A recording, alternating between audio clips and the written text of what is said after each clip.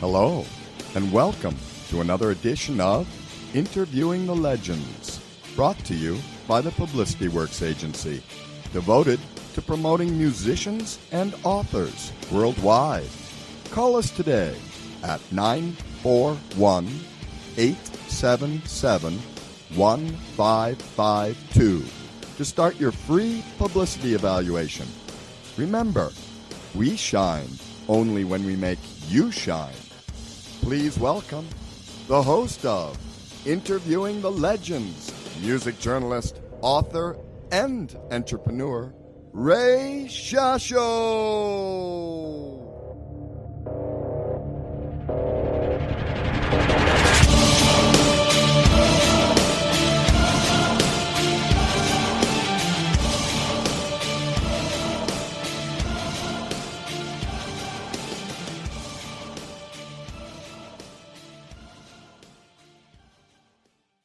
Hello once again, everyone. I'm your host, Ray Shasho. Welcome to another edition of Interviewing the Legends on VBS Radio, brought to you by the Publicity Works Agency. Call us today at 941-877-1552 or email us at thepublicityworksagency.com.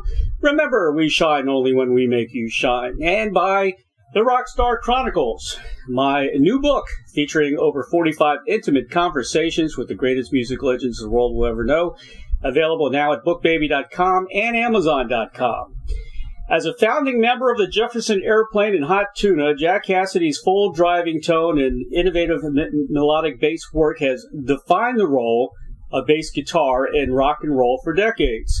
Liberating the bass from its traditional role as part of the rhythm section, Jack's pioneering approach has brought the instrument to the forefront. With sweeping chords and stormy melodic lines, Jack's bass distinguished not only Jefferson Airplane and Tuna, but also a variety of side projects and recordings with artists including Jimi Hendrix, David Crosby, Warren Zevon, Country Joe and the Fish, SVT, Rusted Root and Gov't Mule. In September of '65, Casady received a fateful call from his old friend Jorma Kaukonen, which we just had on the show recently, who had transferred from Antioch College to Santa Clare University in San Francisco and became immersed a new music scene developing there. As Jack recalls, Jorma told me he had joined a band called Jefferson Airplane, and I kind of laughed at the name. He asked me what I was doing and seemed surprised to hear that I was playing the bass. Then he says, wait a minute, I've got a bass player in this band that I'm not fond of. It's not working out, in my opinion. So then he says, let me call you back. A few minutes later, he calls back and says, we got this band. We got a manager. And the manager promises to pay us $50 a week, whether we work or not. And I said, you're on. When the original singer left the band to have a baby, it was Jack who convinced Grace Slick, and performing with her own band, The Great Society, to join the group. The roster complete, Jefferson Airplane rocketed to superstardom in 1967 on the initial strength of their hits, Somebody to Love and White Rabbit, making them a cornerstone of San Francisco's rock scene. Jack's groundbreaking bass work was a highlight of Surrealistic Pillow, the Airplane's 1967 breakthrough album. It was quite an eclectic album, and I think it still holds up today. The Jefferson Airplane was inducted into the Rock and Roll Hall of Fame in 1995. In 1970, Casady and Kaukonen found time between Airplane gigs to put together another uniquely named aggregation, the blues-influenced Tuna. Tuna shows are an opportunity to witness two lifelong friends coming together to make extraordinary music. I can't remember having so much fun, says Casady, but also musically being so in touch and in the moment with the music as I am now, where every minute, every note counts on stage. And I find it really unique that I have a situation with a partner of over 50 years now where we can just really enjoy the craft of making music together. Please welcome legendary American bass guitarist, best known as member of Jefferson Airplane and Tuna and Rock and Roll Hall of Fame member, Jack Casady, to Interviewing the Legends. Hello, Jack. Hello, how are you? I'm doing good. Did I cover it all? You read it pretty well. Thanks. You had such a long, illustrious career. It's hard to get it all in, man. Yeah, I got you on that one. Well, me and you have something in common. I'm also from D.C. Oh, that's fantastic. Yeah. Well, then I got to ask you, what neighborhood and what high school? Well, I don't know. I went, I was in the suburbs. I worked downtown in D.C. since I was 6 years old because my dad had an electronics store on F Street in D.C., Northwest. And I grew up actually kind of close to Danny Gatton in Southern Maryland. That's great. Yeah. On Southern Maryland, yeah. Southern Maryland, I guess, yeah. In the Waldorf White Plains area. That's where I lived for quite a long time. Yep. Yeah, I just went out there. I just finished a 5-week trip. I went out to Ohio, south of Athens, Ohio, to Jorma's Third Piece Ranch Guitar Camp and Concert Hall, and I did. I went out there just the week before 4th of July because we were all of course supposed to be out touring in July, and that all went south with the COVID-19. So I decided Jorma's 10 weeks before had started with Vanessa Kaukonen and the Purpose Ranch quarantine series of concerts, webcasts that he did. So I thought I'd come out there and then we do one or two for real. So I stayed out there 3 weeks. We did the 4th of July, the 11th of July, and the 18th of July. And but in between those last two, I went back out to the D.C. area, of course, and visited my cousin who lives down St. Leonard, Maryland. Oh, really? Down from Annapolis on Route 4. It's Prince George's County. Yep. So I got to eat some good Chesapeake Bay crab and visit the old haunts and drive by my old house at the neighborhood of Davenport and Reno Road that I grew up in and lived on. Now, where did you live Did you live in D.C. or Maryland?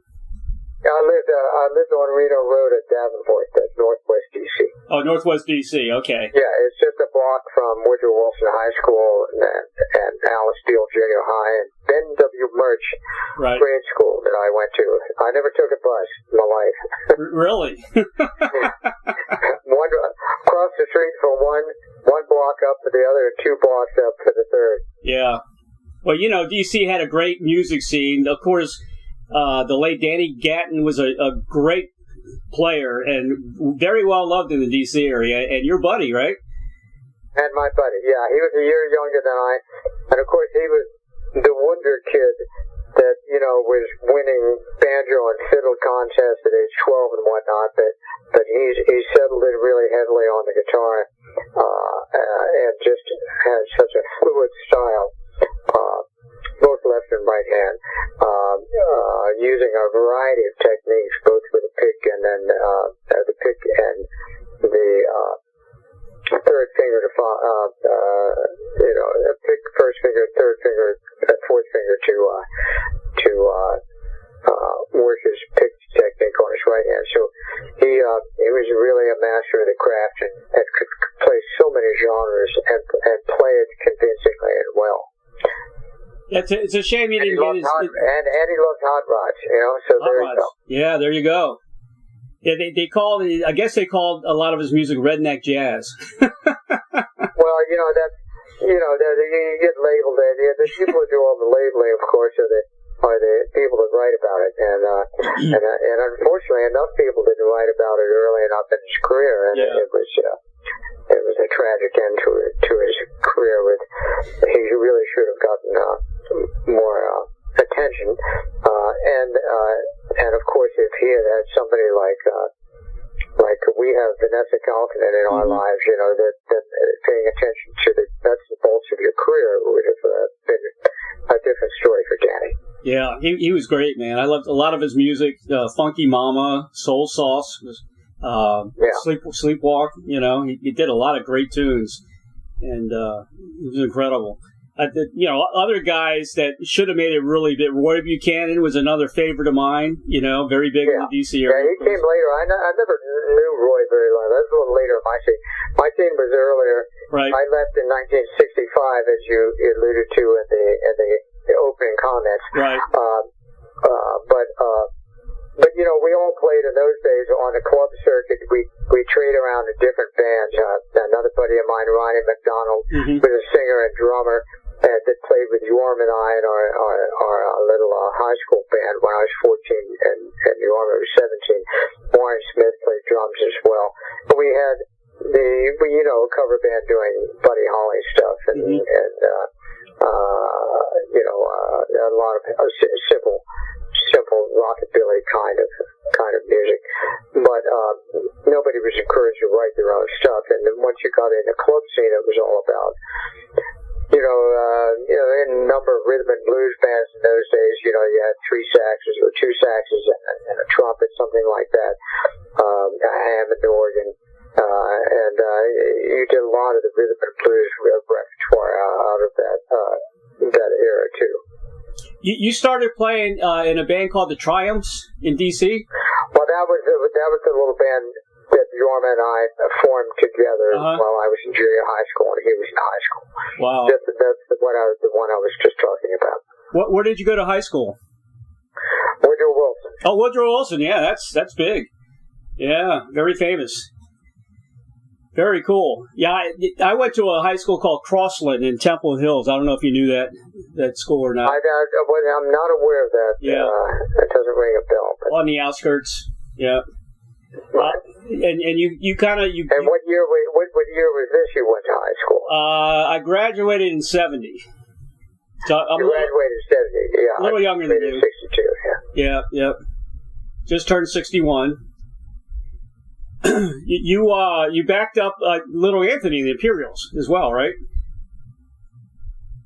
Yeah, that was a job. I've met a number of musicians playing on different circuits, and one of the musicians that I played with, it got me a number of jobs and into communities of playing that otherwise I wouldn't have found myself.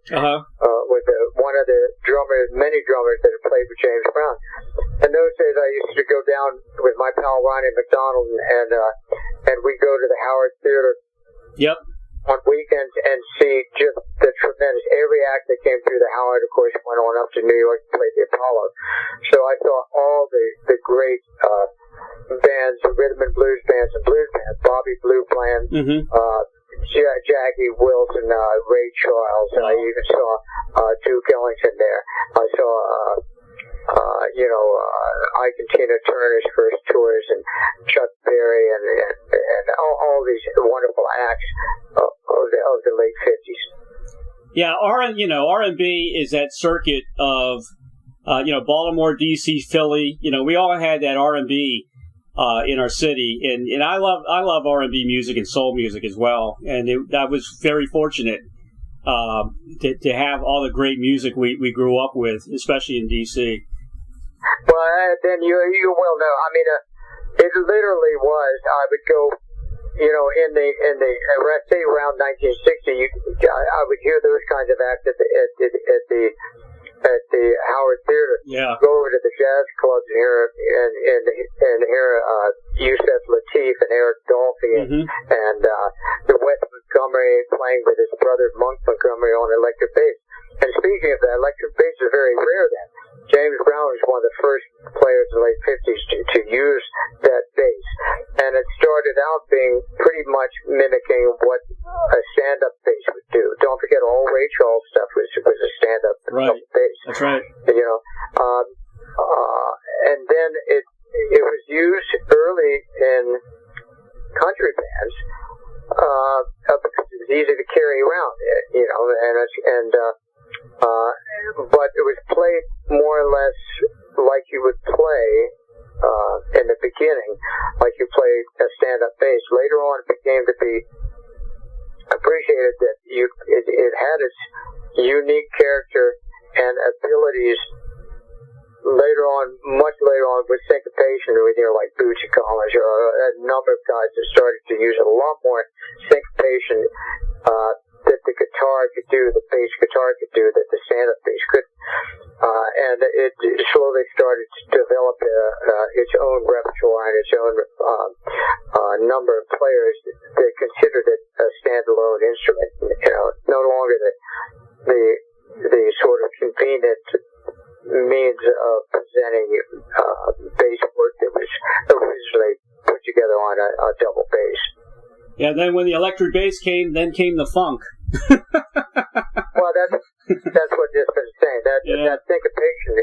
were able to do on the instrument. If you listen to the early James Brown stuff, the bass is mostly doing walking bass lines like a conventional stand-up bass. Right. But James Brown, of course, went through a number of different musicians. When he went into later versions in the 70s, then that funk sound started to come in with the syncopation with the electric bass guitar, and that's really one of the huge major changes that happened in the sound of recorded music. And on the other side of the scale, you had you had players that were playing in electric bass in Motown and in Los Angeles that were approaching the bass in a recording studio, and the engineers, of course, loved it because of the clarity and not only the syncopation you could get with it, but also the clarity and the attack you could get with that electric bass. Was unique, and it started to develop its own sound.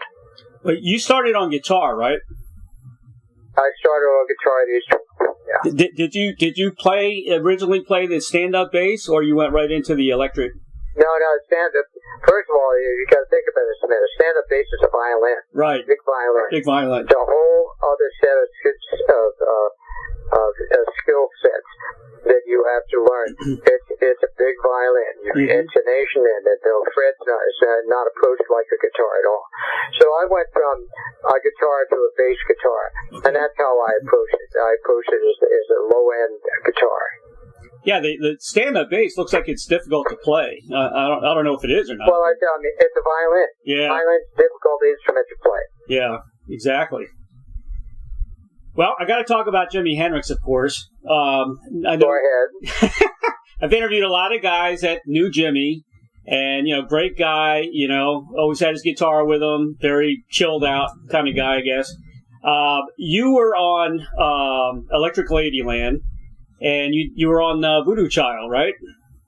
That's correct. The long version. Yep. I had Mike Finnegan on the show recently, and he was also on that album. A lot of guys, I guess, were on that album. Yeah. What's talk about Jimmy? Well, I found him, and I've said this so many times. Right. He was really a sweet and serious individual. I met him soon after we played the Monterey Pop Festival together. Jefferson Airplane and Jimi Hendrix, and coming in his reinvention form from England with the Jimi Hendrix Experience, and of course the Who were on that bill. Yep. And Otis Redding and all those guys. And so I met him there, and as he was asked to play the Fillmore by my then manager Bill Graham, over the airplane, we rehearsed next to where the Fillmore was almost like a house venue for us. We played it so much right. In the early years at San Francisco.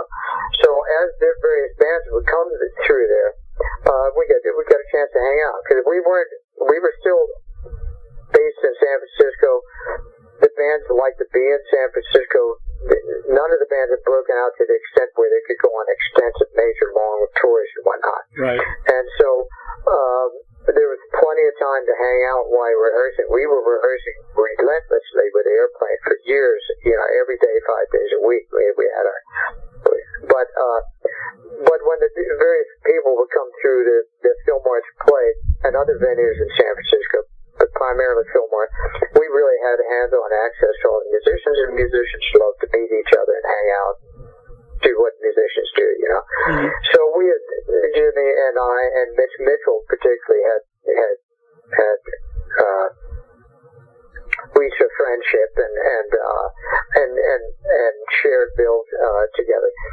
And so when he was doing this album a few years later on, and he had just gotten control of the studio situation and producing it on his own, he had a much more time to experiment in the studio. And one of his experiments was while Traffic was in town in New York playing at Steve Paul's Scene, Jefferson Airplane was in town. We were doing a TV show, Dick Cavett, I believe, and then we met at Steve Falls scene. Jimmy was coming in for the studio, took a break, and saw his old buddy's Traffic that he knew from England. We all met there and invited us back to the studio. Jorma and I back to the studio. We went back with about, 15 other people. Some of the guys from Traffic too.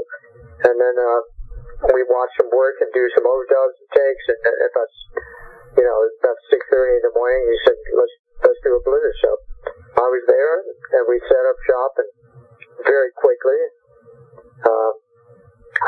and went over the song, and he had a good idea of how he wanted to set the song out. We went over it about halfway through, and I think he broke a string, and then we did a complete version. Then it was about 7:30 in the morning. We jumped in our station wagon, drove down to D.C. because we had to kick the next day. Oh, wow. So we had a great time doing it. He was a very generous musician. Yep. He's not, he wasn't authoritative in this. Everybody, we got to take the song to really an interesting level and work at different areas. And it was, we looked at each other in the eyes, and there was no barriers, shall I say. We all just looked at each other and played and kept eye contact and played through the song, and then about a month later I got a phone call from him. I gave him all my phone information he had, of course. Got a phone call in the office in San Francisco where we rehearsed, and he said, "Do you mind if I put this on the album?" I said, "Fine." I said, "What are you, crazy? It's 15 minutes long." And but that's what we were starting to do. We were breaking away from the confines of our contracts and what had been done before with recording records. And he ended up with all the material I had, putting out a double album, and one of the cuts on the album took up a whole side, which was this cut. So that's great. One of the best songs ever, as well. And one of the best albums, Electric Ladyland. No doubt about it. Fantastic. It's really good. We listen to the album so much. It's timeless too. You can listen to Hendrix anytime, man. And it's like, it never gets old. It really doesn't. Yeah. Wikipedia says, and the same thing about Mike Finnegan, that you were actually played live with Jimmy. Is that true? Like on stage. Mike Finnegan? Like on stage. Did you ever play on stage with Jimmy? Like at a yeah, of course. Oh, you did? There's a couple of albums out. We were playing Red House and a couple other numbers. Well, that was a great thing. Once we recorded together, then when he was at Winterland and when he played Oakland Coliseum, and I was in town, right, not on the road, then I went out to see him. They invited me on stage to play, and we had a hook then. We had a song to play, plus a couple other songs, and it was great. It was absolutely great. I was very fortunate to chat with Paul Katner before he passed away. A great guy, man. I had a great talk with him. He was a lot of fun. Absolutely. He was talking about Woodstock, that he was on stage and couldn't get up because he was so stoned. And No, that's not true. That's we were not so stoned we could not get off stage. No. I think he was just sitting on the stage. I don't know if he wasn't performing. He was just sitting on the stage somewhere. Yeah, right. Yeah. No, of course, we were there for almost 2 days before we... Right. Yeah. But, great guy. We one of the funny things he said one of the highlights in his career was getting mentioned as one of the Devil's acolytes on the Jim and Tammy Bakker show. And he actually went over their house, to Jim and Tammy Bakker's house in North Carolina, and he said he actually stole some chord changes from Tammy Faye Bakker's band. I thought that was pretty funny. You go. There you go. That's Paul for you. Is that Paul? Paul. And, he was telling me he was really chilled. He went to a place called Cafe Trista, and that was his little hangout. It's called Cafe Trieste in San Francisco. As a matter of fact, I'm looking right now at 5 pounds of espresso beans that I order about every 4 weeks or so of Cafe Trieste espresso bean that I've sent down here in Los Angeles. Must be a great place. A good coffee. Yeah. He said he loved science fiction, he says, and he'd go in there, read a book, and that was his life. He really enjoyed that. Yeah, he did. Yep. And we talked about Altamont, of course. What was your impression of that show? Well, Altamont was a cluster, and so it's been talked to death. But it was just it was a good example of what not to do when you're putting a concert together into a variety of I don't blame anybody or anything for it, but it was a good example of when things go wrong and what to look out for in the future. So we went there, we played the best we could, and we got out of there. Right. Did anybody approach you, or like the Hells Angels or anybody? Did you have any issues? No. Yeah. And what I understand, the guy that rushed the stage, he had a gun, right? You'll have to get your confirmation from someone else.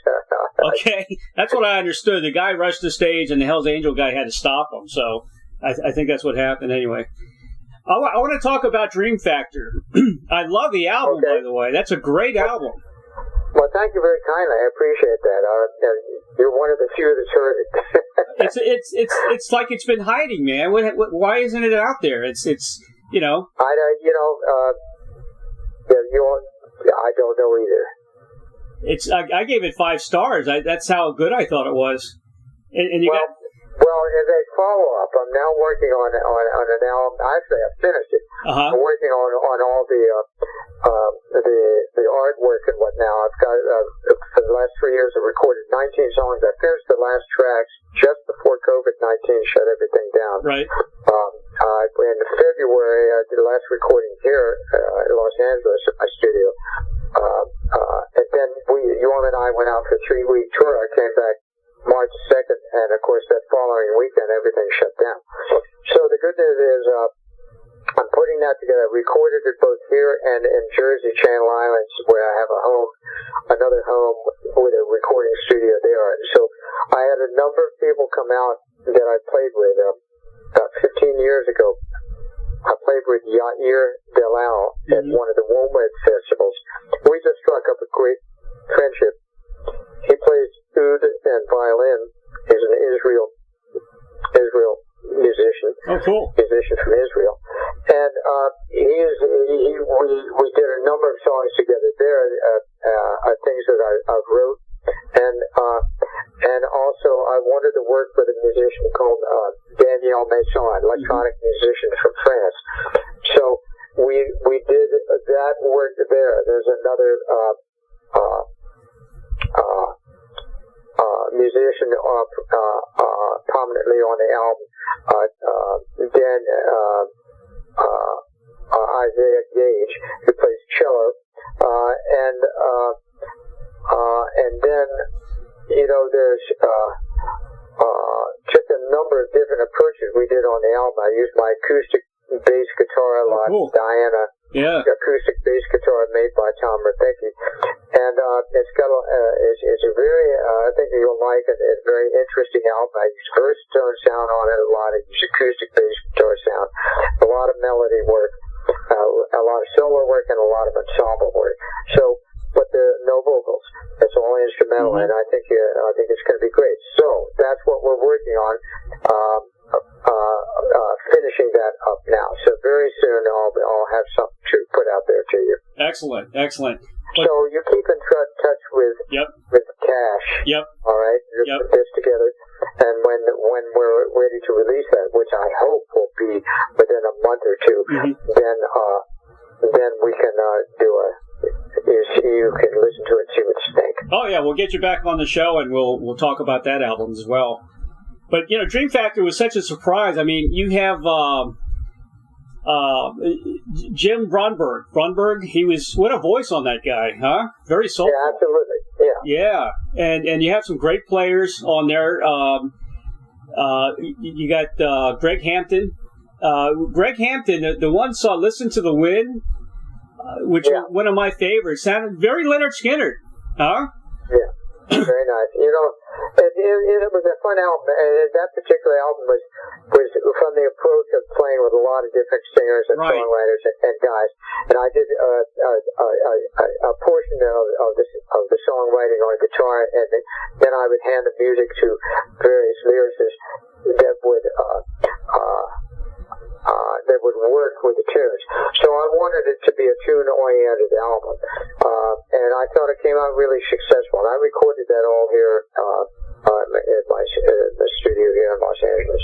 I'm going to promote the hell out of it. I think it's great. You know, I really do. Well, go right ahead. It should be out there, man. Better late than never. I mean, you got Fee Waybill on Sweden. You know, we had Fee on the show.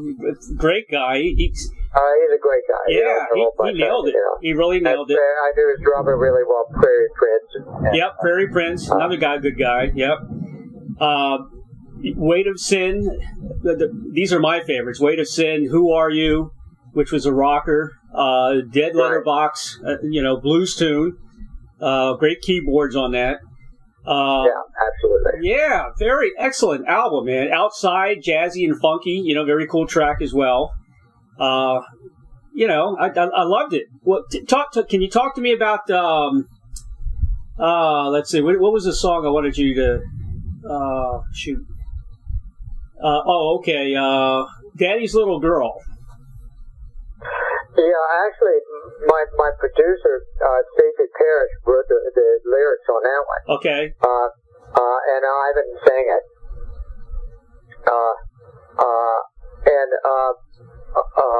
And I did the music. Right. So that's kind of how that came about to be.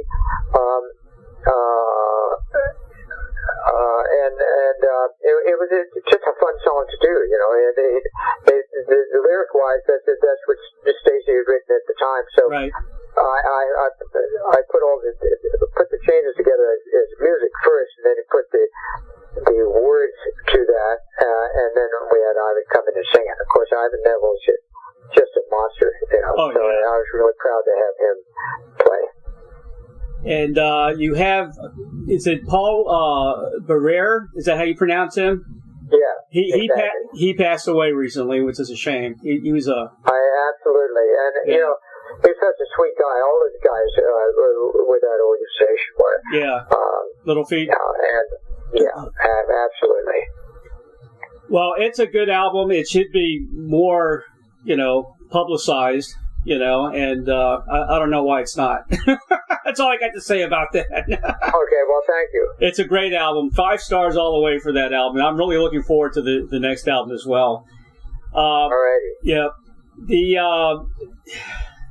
What was the last time you talked to Grace Slick? Let's see. That's 7 days ago. Oh, really? That's cool. How's she doing? She's doing great. And of course, like everybody else, she's a painter. She had exhibitions that she was supposed to show up at, right. and all of that had to be canceled. So all of us that deal with in-person, all artists that deal with groups of people in front of them have been put behind the 8 ball on this COVID-19 issue here. So we were more or less lamenting about how long it's going to take before things are back to normal. We came to the conclusion we don't think it's going to be anytime soon, that's for sure. I know. Isn't that a shame?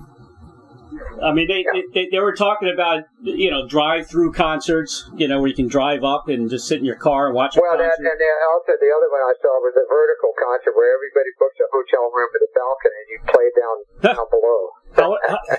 How will the acoustics be for that? I don't know. I haven't done it yet. We're going to miss Hot Tuna because you guys had a tour planned. I love Hot Tuna, but America's Choice is probably I got to be honest. I love the electric Hot Tuna.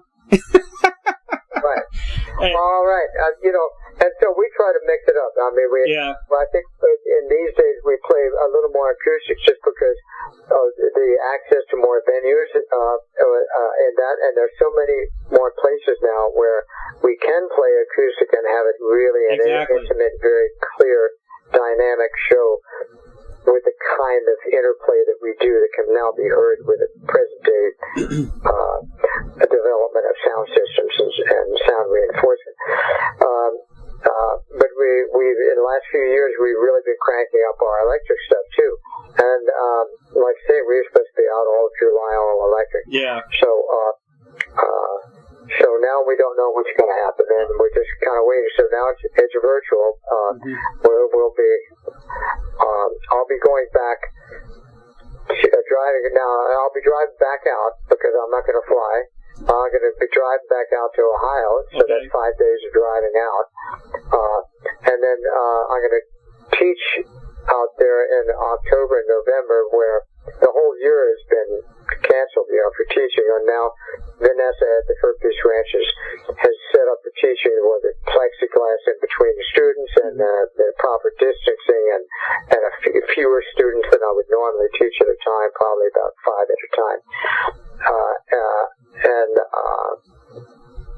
And we'll do another virtual YouTube show like we did in July. Yeah, I've been watching those. I admire you guys for teaching. That's incredible. I mean, Jorma's always been a teacher his whole life. He's never not taught. Right. I taught a little bit, just in the back of a music store when I was in those years, when I was in D.C. And then Jorma invited me to be a teacher at his Furpies Ranch guitar camp when it opened up almost 24 years ago. And then I really had to put together a good program for that, and so that's what I'll be doing then. And Jorma's been teaching, Zoom teaching classes, right. And I'm about to start up mine as well. Yeah, I talked to Lee Oscar. He's doing the harmonica thing online too, which is cool. Yeah. What was I going to say? I just lost it there for a minute. My first guitar I bought at Chuck Levin's. Remember Chuck Levin's? Oh, fantastic! Yeah. Yeah. That's where I got my Chuck Levin's. I got a number of instruments there. I got, 1958. There's a picture of Jorma and I playing out there, playing that I'll send you. Playing a 58 Telecaster, of course. It cost $115 in 1958. Wow. And I wish I had that guitar today. But in 1960, I bought a brand new. The first year, when I was talking about that story of playing bass and playing with Dan again, he's the one that got me into playing bass. Did I tell you that story? I don't think so. No. Okay. In 1960, Danny had a summer gigs lined up at the various clubs, and we both played 15 years old in the DC club scene, even though we were supposed to be in there till you were 18. They both had fake IDs that said we were 18. In any case, he had a band together and a full gig lined up. And of course, the gigs in those days, in those clubs, like the Dixie Pig or Rams or Benny's or Hayloft, you played 4 or 5 sets a night, and you played Sunday afternoons, and 6 nights a week, So he had a good gig lined up, and I think I paid all of $150 a week, which was a lot of money back then. And his bass player got very ill that summer, and so Danny called me and said, "Do you know a bass player can fill in?" And there weren't very many bass players, like I said before. Bass guitarist. Right. And he had played. He was playing at the time the new Precision, which was Sunburst with a sculpted back, in 1960. So, to make a long story short, Danny asked me. He says, "Listen, I can't find anybody. Why don't you do the gig? It's good money." I said, "Listen, I've never played the bass guitar," and that's where the famous line how hard can it be? It's only got 4 strings. So anyway, we've used that every year since. But in any case, I borrowed the gentleman's bass. Right. And I played the gig, and I don't know whether it was 2 weeks or a month or something, but playing it every night. By the end of it, I thought, I really like this instrument. I really like the the tonal aspect, and I started to get into what you get the power and the position that a bass player has in a band. So I went and bought a new, but the bass was kind of, let me put it back a minute, the bass was a little big for my hands, the precision. So I had read that Fender had just come out that year with the jazz bass, which had a more narrow nut at the top. And it had two pickups, and I figured that had more tonal variations on it. So I bought the jazz bass that year, which was a lot of money. I think it was $280 or something. And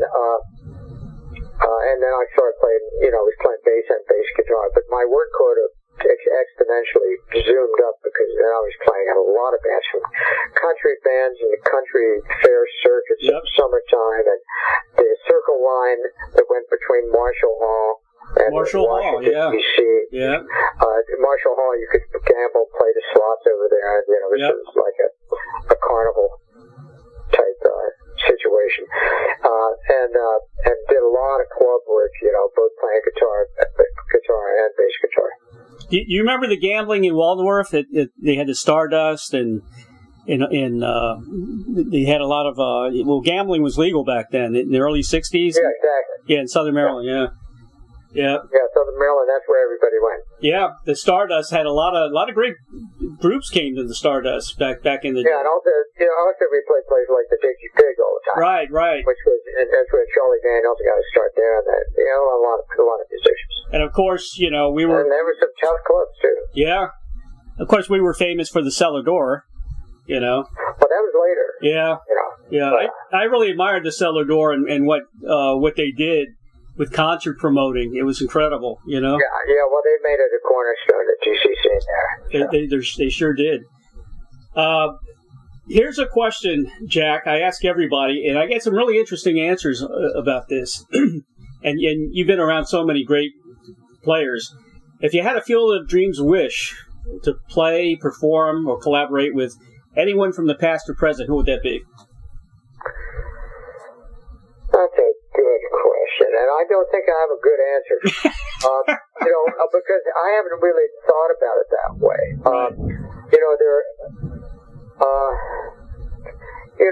You always would love to see how you would fit in with various players.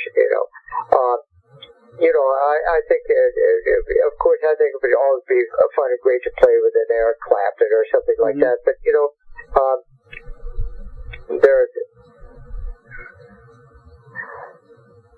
it's more like I would love to have heard people. Got the chance to hear people in person, like Jelly Roll Morton or Amos Milburn, some of the great piano players. Right.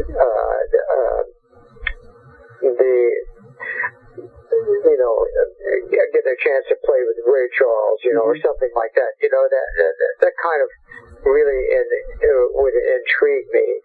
I think, to be able to see how I could insert myself and learn from those kind of cats, Yeah, exactly. You what about the great jazz players? You'd fit right in on bass. Well, I figure I could do a little work, but when you're talking about an Eric Dolphin and Ornette Coleman or something, they're just so far advanced in their harmonic and melodic concepts, I'd love to be in the room with them and be honored to let me noodle around with it, but mostly I'd love to see what I could learn right away from him, I had John McLaughlin on recently. I think you'd fit in well, as a member. Absolutely, yeah. They're a great guy. They're a great player. Great player. Well, Jack, I think that's all I got. You got the new album coming out. When do you think it'll be released? Well, I'm going to have to release it myself. So we're putting the nuts and bolts together with that now. So I would say I certainly hope it's before the end of the year. Well, I'll promote the hell out of it for you because. Well, thank you very kindly. I appreciate that. And also Dream Factory, which I gave it 5 stars. It's one of those albums. Well, thank you. people got to find, Thank but you. I'm going to put it out there because it's a great album. Great players on that album. I'd appreciate that. And you got a video out too called the bass guitar of Jack Casady, right? A DVD. Yes, I've got that out, and there's hopefully some future stuff on the way in the teaching category as well. Okay, awesome. Jack, it's been great talking to you, man. Great to talk with a fellow Washingtonian. Yep, absolutely. Can't wait till you guys are back on the road again with Hot Tuna, man. And I'm sure you'll be coming back to Florida as well. I certainly hope so. All right, Jack. Take care, man. Stay safe. Okay, thanks a lot. All right, I man. appreciate it. Bye-bye. Purchase the most recent release by Jack Casady entitled Dream Factor at Amazon.com. It is a 5-star review. It is a great album. Also, the bass guitar of Jack Casady, Learning How to Play Bass. It's on DVD. Jack Casady shares his ideas and techniques with learning bassists.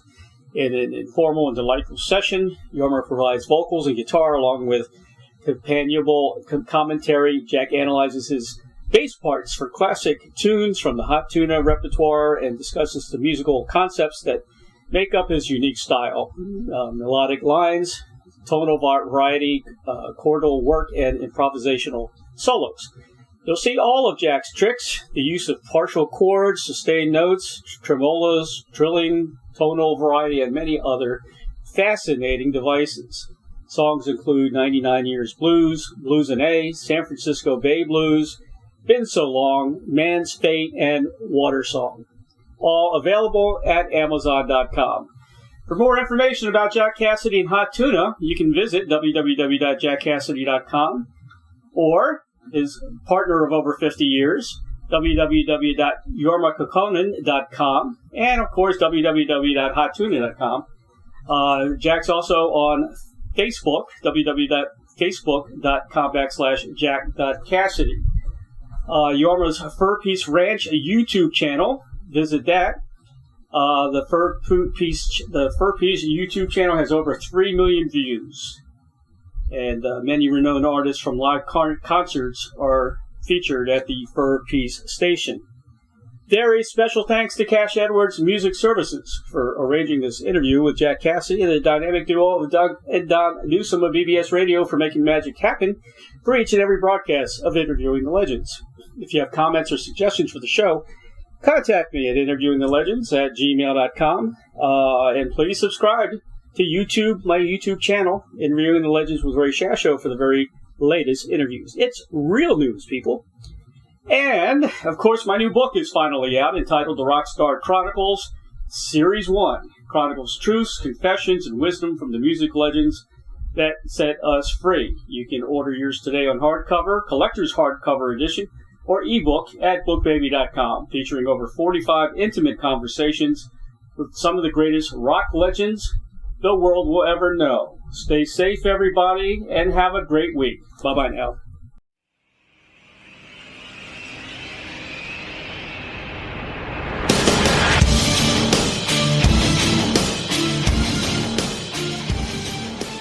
Thank you, everybody, for listening to Interviewing the Legends. Brought to you by the Publicity Works Agency. Call 941-877-1552 or visit us at publicityworksagency.com, specializing in author and music artist publicity plans. We shine when we make you shine. Tune in to Interviewing the Legends every Tuesday at 7 p.m. Pacific Time on PBS Radio, Station 1.